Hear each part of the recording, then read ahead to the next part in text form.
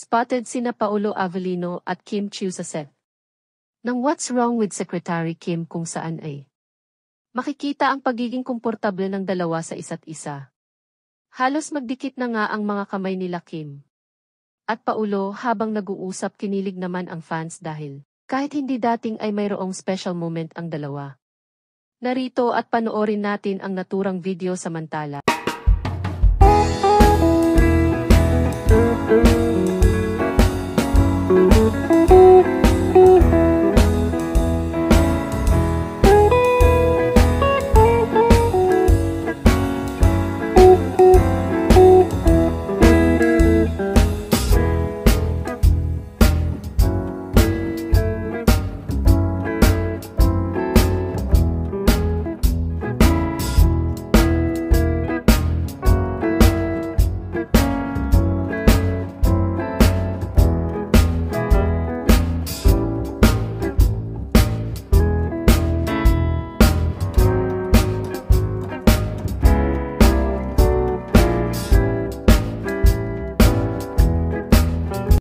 Patuloy ang pagtaas ng ratings ng teleserye version ng Yun Lang, pati ang naturang programa ay nangingibabaw kung ikukumpara ito sa katapat na serye ng Gym na Love Therapy. Excited naman na ang Kimpo fans sa nalalapit na paglabas ng What's Wrong with Secretary Kim.